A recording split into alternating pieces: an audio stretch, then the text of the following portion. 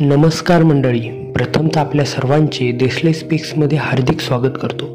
आज आपण बघणार आहोत शिक्षक पात्रता परीक्षा पेपर क्रमांक 1 या पेपरमधलं परिसर अभ्यास या विषयाचं परीक्षेत विचारले गेलेले महत्त्वाचे प्रश्न आज आपण बघणार आहोत.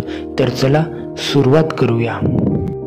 पहिला प्रश्न आहे, विनायक दामोदर सावरकर यांचा जन्म कुठे झाला? तर या प्रश्नाचं उत्तर ऑप्शन क्रमांक 4 नाशिक हे उत्तर आहे. पुढचा प्रश्न आहे, चले जाव ठरावाचा मसुदा कोणी तयार केला? तर या प्रश्नाचं उत्तर ऑप्शन क्रमांक 4 जवाहरलाल नेहरू हे उत्तर आहे. पुढचा प्रश्न आहे, सरदार उदय सिंग यांनी जालियनवाला बाग हत्याकांड या बदला घेण्यासाठी कोणाची हत्या केली? तर या प्रश्नाचं उत्तर ऑप्शन क्रमांक 1 मायकल ओडवायर. पुढचा प्रश्न आहे, पंजाब केसरी कोणास म्हटले जाते? तर या प्रश्नाचं उत्तर ऑप्शन क्रमांक 4 लाला लजपत राय. पुढचा प्रश्न आहे, लंडनमध्ये इंडिया हाऊसची स्थापना कोणी केली? तर या प्रश्नाचं उत्तर ऑप्शन क्रमांक 1 श्यामजी कृष्ण वर्मा. पुढचा प्रश्न आहे, स्वातंत्र्यवीर सावरकर यांनी कोणत्या क्रांतिकारी संघटनेची स्थापना केली? तर या प्रश्नाचं उत्तर ऑप्शन क्रमांक 3 अभिनव भारत या क्रांतिकारी संघटनेची स्थापना केली.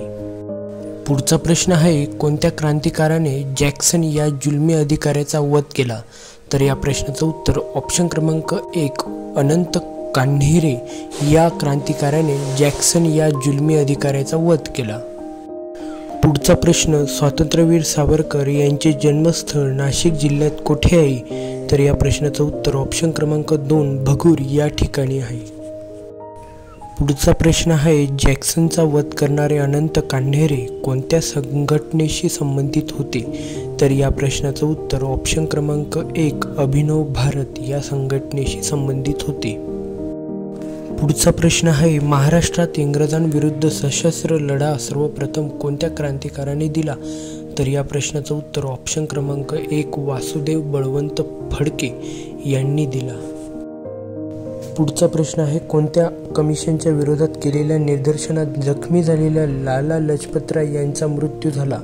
तर या प्रश्नाचं उत्तर ऑप्शन क्रमांक 3 सायमन कमिशन. पुढचा प्रश्न आहे, भगतसिंग यांना कोणत्या वर्षात फाशी देण्यात आली? तर या प्रश्नाचं उत्तर ऑप्शन क्रमांक 1 1931 साली देण्यात आली. पुढचा प्रश्न आहे, नंदुरबार येथे कोणता विद्यार्थी स्वातंत्र्य आंदोलनात गोळीबारात हुतात्मा झाला? तर या प्रश्नाचं उत्तर ऑप्शन क्रमांक 4 शिरीष कुमार. पुढचा प्रश्न आहे, स्वातंत्र्य सैनिक उमाजी नाईक यांचे स्मारक कोठे आहे? तर या प्रश्नाचं उत्तर ऑप्शन क्रमांक 3 पुणे या ठिकाणी आहे. पुढचा प्रश्न आहे, मॅडम भिकाजी कामा यांनी भारताचा राष्ट्रीय ध्वज कोठे फडकवला? तर या प्रश्नाचं उत्तर ऑप्शन क्रमांक 2 स्टुटगार्ट या ठिकाणी फडकवला. पुढचा प्रश्न आहे, कोणाला आद्य क्रांतिकारक असे म्हटले जाते? तर या प्रश्नाचं उत्तर ऑप्शन क्रमांक 3 वासुदेव बळवंत फडके यांना म्हटले जाते.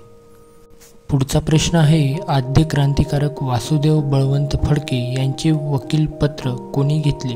तर या प्रश्नाचं उत्तर ऑप्शन क्रमांक 3 सार्वजनिक काका यांनी घेतले.